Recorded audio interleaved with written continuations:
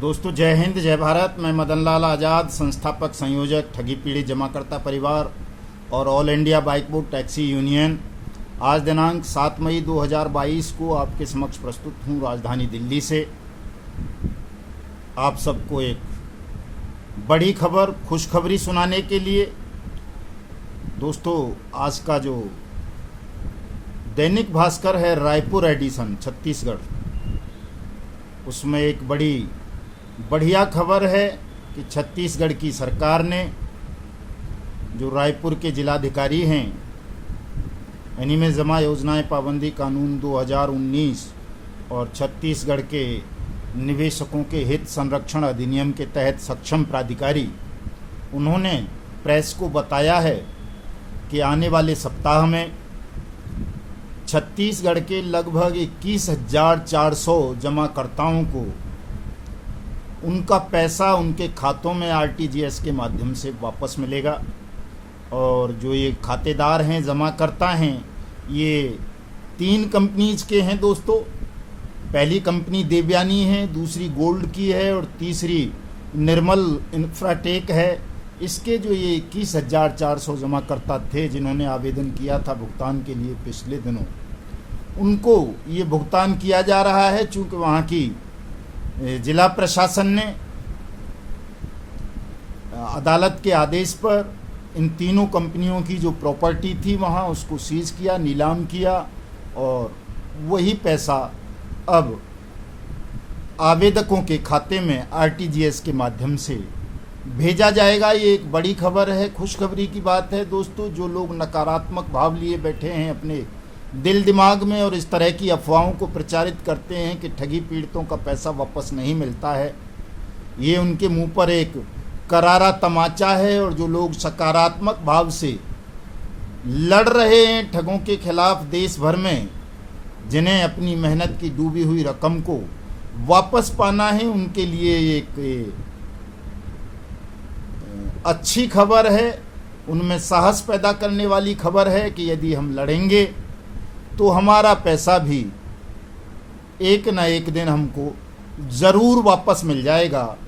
जो छत्तीसगढ़ सरकार है उसने अभी ये भी बताया है कि जो साईं प्रकाश और कई कंपनी हैं दूसरी एसपीएनजी, बीएनपी वगैरह, उनकी प्रॉपर्टीज़ को भी नीलाम करने की प्रक्रिया आरंभ हो चुकी है। उनके जमाकर्ताओं का पैसा भी सक्षम प्राधिकरण जल्दी ही वापस करेंगे। दोस्तों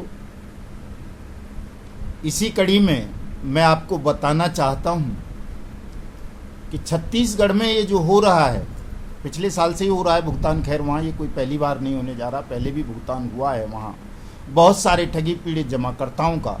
लेकिन ये इसलिए संभव हो पा रहा है चूँकि वहाँ छत्तीसगढ़ में एक तो बहुत ज़्यादा पीड़ित हैं, ठगी पीड़ित, दूसरे वहाँ वो एकजुट भी हैं, काफ़ी लंबा संघर्ष चलाया है वहाँ।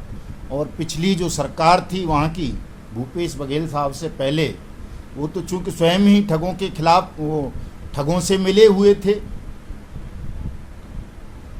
डॉक्टर रमन सिंह और उनके बेटे पर स्वयं कई सारे ठगी प्रकरणों में संलिप्त रहने का आरोप लगता रहा है। बाइक बोर्ड टैक्सी स्कैम में भी डॉक्टर रमन सिंह का नाम है और उनके बेटे का, कि उस स्कैम में भी वो संलिप्त रहे। तो वहाँ जब लंबा आंदोलन चला, छत्तीसगढ़ की जनता ने लंबा आंदोलन किया और चुनाव से पहले, विधानसभाओं के चुनाव से पहले ये शर्त रख दी कि हम उसे वोट करेंगे जो पार्टी अपने घोषणा पत्र में कहेगी कि यदि उसकी सरकार आई तो वो राज्य के ठगी पीड़ित जमाकर्ताओं का पैसा वापस करेगी। तो दोस्तों वहाँ की जो लोकल कांग्रेस कमेटी थी, राज्य कांग्रेस कमेटी, उसने जो घोषणा पत्र जारी किया उसमें वायदा किया था कि वो सत्ता में आएंगे तो ठगी पीड़ित जमाकर्ता लोगों का पैसा वापस करेंगे। और ये उसी का असर है कि उसी घोषणा पत्र का, उसी वायदे का, कि उन्हें मजबूरन करना पड़ रहा है। हालांकि ठगों ने बहुत प्रयास किया कि वो भूपेश बघेल को मुख्यमंत्री पद से हटा दें, कभी किसी मंत्री की आड़ में, कभी किसी और की आड़ में, लेकिन वो सफल नहीं हो सके ठग भूपेश सिंह बघेल को छत्तीसगढ़ के मुख्यमंत्री पद से हटाने में। और छत्तीसगढ़ के मुख्यमंत्री ने अपने वायदे के अनुसार वहाँ लोगों का पैसा वापस करना आरंभ किया। इसके लिए वो बधाई के पात्र हैं। उनको इस साहस को सलाम किया जाना चाहिए कि उन्होंने देश में एक ऐसी नज़ीर, ऐसा उदाहरण प्रस्तुत किया कि उन्होंने देश को ये दिखाया कि यदि मुख्यमंत्री ईमानदार हो, राज्य प्रशासन ईमानदार हो, जिला प्रशासन ईमानदार हो, तो ठगों को नकेल कसी जा सकती है। ठगों के हलक में कानून का डंडा डालकर उनसे लोगों की मेहनत की जमा पूंजी को वापस लेकर लोगों को वापस किया जा सकता है। हालांकि दोस्तों, मध्य प्रदेश सरकार ने भी ये प्रयास किया था, लेकिन मध्य प्रदेश में जब अनियमित जमा योजनाएं पाबंदी कानून के रूल्स को नोटिफाइड किया गया 1 जनवरी 2020 को, तो ठगों में हड़कंप मच गया और ठग अपनी साजिश में सफल रहे।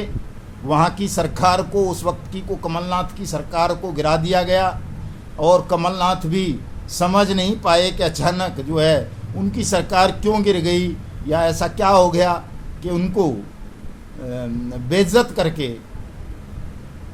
गैरकानूनी तरीके से, एक तरह से कह सकते हैं, ठगों ने सत्ता से बेदखल कर दिया। ये प्रयास राजस्थान में भी किया गया, चूँकि राजस्थान की सरकार ने भी अनियमित जमा योजनाएं पाबंदी कानून 2019 को राज्य में लागू कर दिया था। राजस्थान में भी कई बार ये प्रयास किया गया कि वहाँ की सरकार को गिरा दिया जाए, हटा दिया जाए, कोई नया मुख्यमंत्री लाया जाए।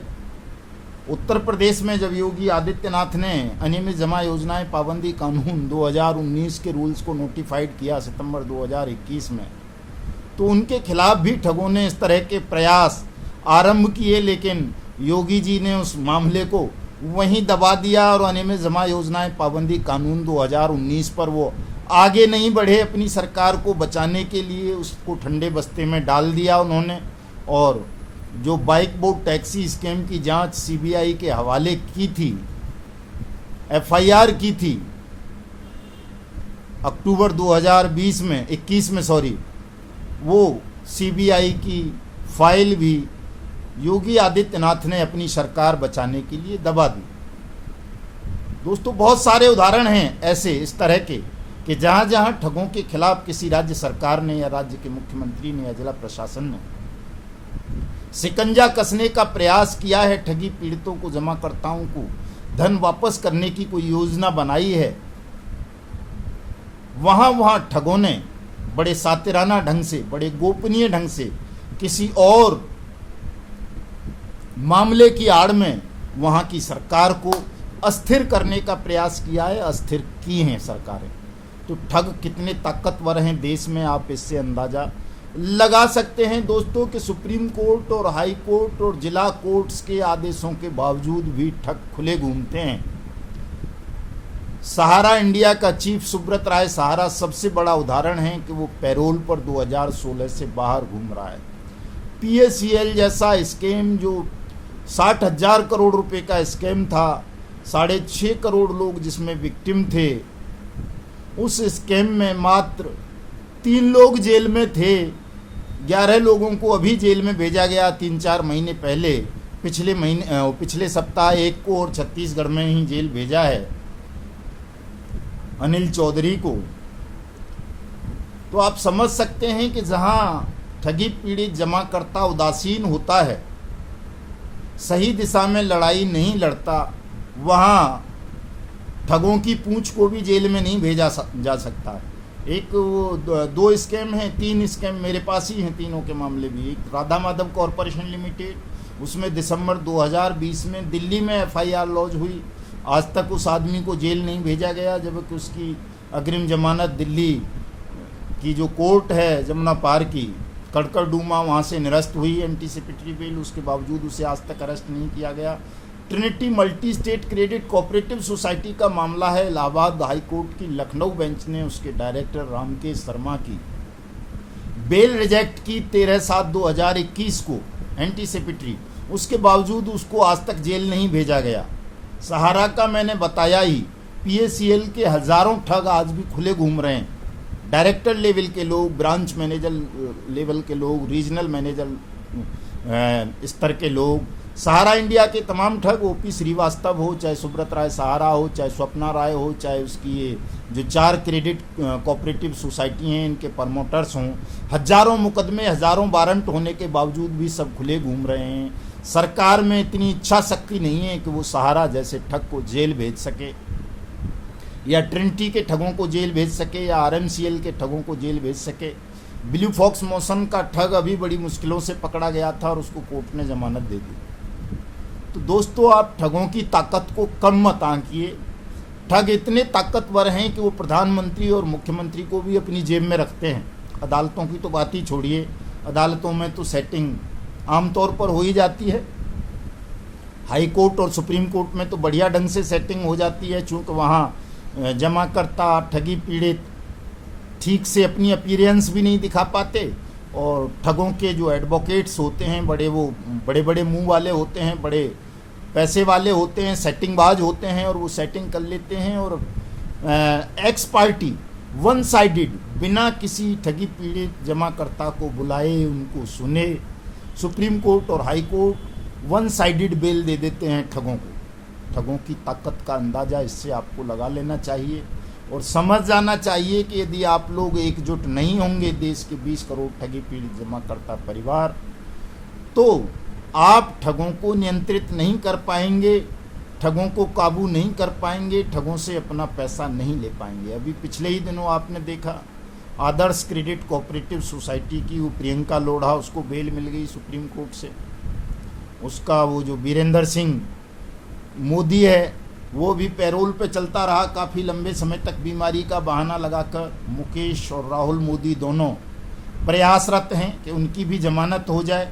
बहुत सारे उनके जो गुलाम हैं, नौकर रहे हैं, जो एडवाइज़र के नाम पर या एजेंट्स के नाम पर, वो आमतौर पर चाहे पीएसीएल के हों, आदर्श के हों, चाहे सहारा वाले हों, चाहे बाइक बोट वाले हों, चाहे हेलो टैक्सी वाले हों, चाहे आरएमसीएल वाले हों, वो आमतौर पर इन ठग कंपनीज और ठग सोसाइटीज़ को चलाने वाले बेईमानों को, ठगों को ईमानदार घोषित करते हैं, उनका बचाव करने का प्रयास करते हैं।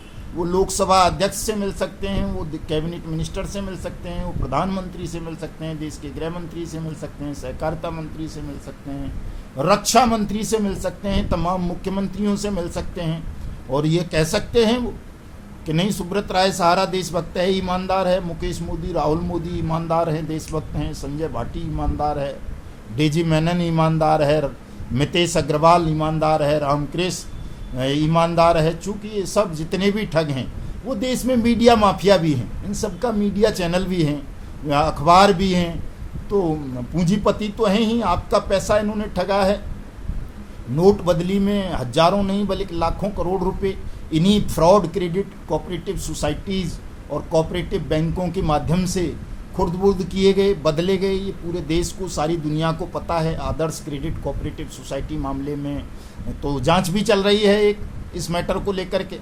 तो जो लोग ऐसे ठगों को ईमानदार या देशभक्त घोषित करते हैं, दोस्तों आपको उनके बहकावे में नहीं आना है। अब आपका पैसा जो ये मार्ग बन गया है अनियमित जमा योजनाएं पाबंदी कानून 2019 का, इसी के तहत आपको वापस मिलना है। इसलिए मैं तमाम ठगी पीड़ित जमाकर्ता साथियों से, वो किसी भी कंपनी या कोऑपरेटिव सोसाइटी या कॉरपोरेशन या फर्म के लोग हों, मैं उनसे कहना चाहता हूं कि दोस्तों एकजुट होकर समन्वित प्रयास करो तो आपको सफलता मिल जाएगी, बहुत जल्दी मिल जाएगी। आपका भुगतान आरंभ हो जाएगा।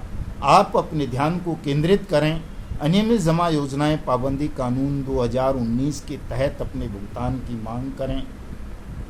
जहां जहां हाई कोर्ट या सुप्रीम कोर्ट में इन ठग कंपनीज के खिलाफ जमाकर्ताओं की तरफ से याचिकाएं चल रही हैं, उनको ज्वाइन करें तमाम लोग, क्योंकि जब तक आप कानूनी कार्रवाई नहीं करेंगे, अपने भुगतान के लिए आवेदन नहीं करेंगे, तब तक दोस्तों आपका भुगतान होगा नहीं। जहां भी भुगतान हो रहा है उन्हीं लोगों का हो रहा है जिन्होंने आवेदन किया है, ठगों के खिलाफ कानूनी कार्रवाई की है। जिन लोगों ने कानूनी कार्रवाई नहीं की, आवेदन नहीं किए, किसी संगठन के साथ नहीं जुड़े, ईमानदार संगठन के, बेईमानों के भी संगठन हैं बहुत सारे, ध्यान रखना कि उनका काम केवल मेंबर बनाना है, कहीं कोई कानूनी कार्रवाई नहीं करते, वो गलबजाई करते हैं। वो कभी कभार कोई धरना कर दिया, प्रदर्शन कर दिया, उसी को वो मान लेते हैं कि बस हो गया। इतने से काम नहीं होता है दोस्तों, केवल धरने प्रदर्शन से भी काम नहीं हो सकता, केवल कानूनी कार्रवाई से भी काम नहीं हो सकता। जब कोई संगठन इन दोनों कामों को मिलकर करेगा, वो कानूनी कार्रवाई भी करे और सत्याग्रह के माध्यम से कोर्ट्स के आदेशों को, कानूनों को इम्प्लीमेंट कराने के लिए जन जागरण भी पैदा करे, वही संगठन कामयाब हो पाएगा, वही सफल हो पाएगा। बाकी तो देश में ठगों ने अपने संगठन बना रखे हैं जमाकर्ताओं के हितों में लड़ने के लिए भी, जो रोजाना कभी कोई ये ऐप आ गया, कभी वो ऐप आ गया, मतलब लोगों को गुमराह करना है, लड़ाई को लंबा खींचना उनका मकसद है, ताकि ज़्यादा से ज़्यादा लोग थक हार के घरों में बैठ जाएं, वो भुगतान के लिए आवेदन ना करें। तो दोस्तों, मैं आप सबसे ये अनुरोध करूंगा कि आप जितने भी ठगी पीड़ित जमाकर्ता परिवार हैं देश में 20 करोड़, वो अनियमित जमा योजनाएं पाबंदी कानून 2019 के तहत अपना आवेदन अपनी लोकल अथॉरिटीज़ को अवश्य दाखिल कर दें। कहीं ना कर सकें तो अपने अपने थानों में ज़रूर कर दें, रजिस्टर्ड डाक से कर दें, और उसमें ये मांग करें कि थाना अधिकारी आपके आवेदन को अनियमित जमा योजनाएं पाबंदी कानून 2019 के तहत अपॉइंट सक्षम प्राधिकारी को प्रेषित कर दे, ताकि आपका पैसा अनियमित जमा योजनाएं पाबंदी कानून 2019 के तहत 180 कार्य दिवस में आपको वापस मिल सके। दोस्तों, सहारा इंडिया के मामले में और पल्स के मामले में, बाइक बोट के मामले में भी, राधा माधव कॉरपोरेशन लिमिटेड के मामले में, ब्लू फॉक्स मोशन के मामले में, ट्रिनिटी के मामले में, साइंस सिटी के में, फ्यूचर मेकर के में, कैची पिक्सल के में, और बहुत सारे मैटर्स में, कर्म भूमि है, कल्पतरु है, जेकेबी है, हल्दर है, और खेतेश्वर है, आपेश्वर है, नवजीवनी है, संजीवनी है, जीसीए मार्केटिंग है, बहुत सारी इस तरह की कंपनीज और सोसाइटीज़ के विक्टिम जमा करता हैं जो कहीं भी कोई कानूनी कार्रवाई नहीं कर रहे, केवल इस भरोसे बैठे हैं कि उनका पैसा घर बैठे उनको वापस मिल जाएगा, सेबी कर देगा या कोई और कर देगा, या सहारा जैसे ठग कर देंगे। ये संभव नहीं है दोस्तों। सेबी और सहारा जैसी कंपनी या आदर्श जैसे ठग, या राधा माधव कॉरपोरेशन लिमिटेड जैसे ठग, या ट्रिनिटी जैसे लोग आपका पैसा तब तक आपको वापस नहीं करेंगे जब तक आप इनके खिलाफ सार्थक कानूनी कार्रवाई नहीं करेंगे। इसलिए तमाम साथी अपनी कानूनी कार्रवाई अवश्य करें। कहीं कोई दिक्कत आए तो हम आपको उसमें मदद कर सकते हैं, आपको ड्राफ्ट मुहैया करा देंगे आवेदन का, चाहे वो एफआईआर का आवेदन हो या भुगतान का आवेदन हो, उसको आप फाइल कर देंगे तो आपकी फाइल चल जाएगी भुगतान की, और आपका भुगतान भी आपको हो जाएगा। दोस्तों, चूँकि दिल्ली में हमने कई मुकदमे दर्ज कराए हैं, बाइक बोट टैक्सी स्कैम का मामला तो सीबीआई के पास है, तो उसको परस्यू करवाने के लिए हम जल्दी ही एक बड़ी रणनीति पर काम करने जा रहे हैं। तमाम साथी उससे जुड़ें। दिल्ली हाई कोर्ट में मामला चल रहा है, 20 मई की सुनवाई है, वहाँ भी एक अलग से एडिशनल एप्लीकेशन हम फाइल करने जा रहे हैं कि जब अनियमित जमा योजनाएं पाबंदी कानून उत्तर प्रदेश में भी लागू हो चुका है, दिल्ली में भी लागू हो चुका है, तो चूँकि मामला सीबीआई के पास है और ऐसा मामला जो सीबीआई के पास होगा उसमें सेंट्रल गवर्नमेंट को सक्षम प्राधिकारी अपॉइंट करने हैं, तो सेंट्रल गवर्नमेंट उसमें सक्षम प्राधिकारी अपॉइंट करे, और जो 1400-1500 करोड़ रुपए की property bike boat taxi scam में ईडी ने, ईओडब्ल्यू ने और एसएफआईओ या दूसरी एजेंसीज ने जो जब्त की हैं, उसको सक्षम प्राधिकरण को सौंपकर लोगों का, ठगी पीड़ितों का, जमाकर्ताओं का भुगतान अविलंब आरंभ किया जाए। चूँकि बाइक बोट टैक्सी स्कैम में हमारे देश के 2 लाख से ज़्यादा सैनिकों के साथ ठगी हुई है और वो बहुत विपरीत परिस्थितियों से जूझ रहे हैं, उनके साथ बहुत ज़्यादा भयावह समस्या है, उससे उनको तुरंत उबारा जाए। इसी तरह से हेलो टैक्सी का मामला दिल्ली में दर्ज है, उसके लिए भी राधा माधव कॉरपोरेशन लिमिटेड का दिल्ली में मामला दर्ज है, उसके लिए भी, और ट्रिनिटी का, सहारा का और ब्लू फॉक्स मोशन का भी दिल्ली में दर्ज है, जीसीए मार्केटिंग का दिल्ली में दर्ज है।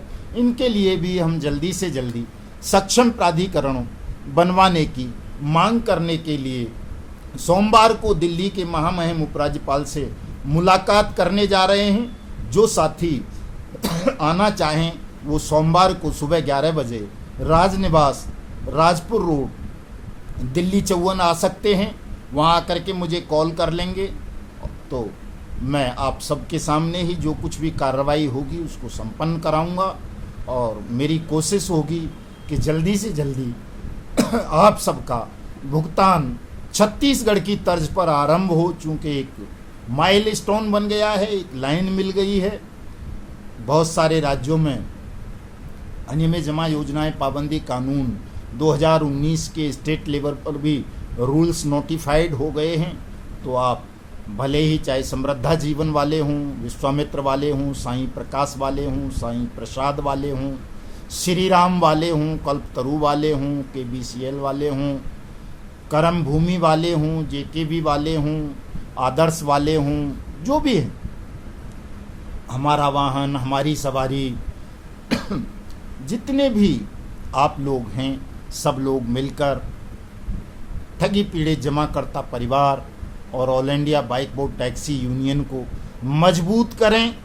सदस्यता लें विधिवत रूप से, शुल्क दे करके हमारी कोर कमेटी से जुड़ें। चूँकि दोस्तों तमाम कानून बन जाने के बाद भी, तमाम कोर्ट्स के आदेश आ जाने के बावजूद भी फाइलें धूल फांकती रहती हैं।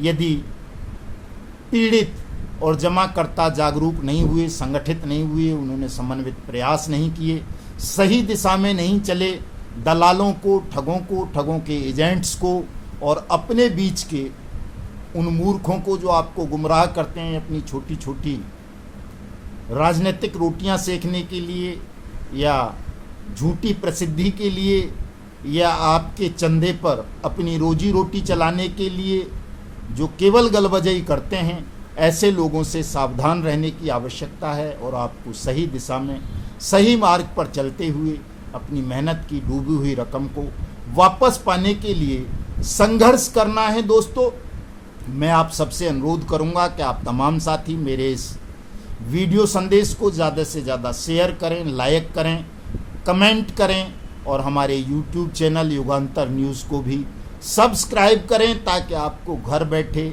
सही और सत्य सूचनाएं मिल सकें, सटीक जानकारी मिल सके, आपको मार्गदर्शन मिल सके कि आपकी मेहनत की डूबी हुई रकम आपको कैसे जल्दी से जल्दी वापस मिल सकती है। दोस्तों जय हिंद, जय भारत।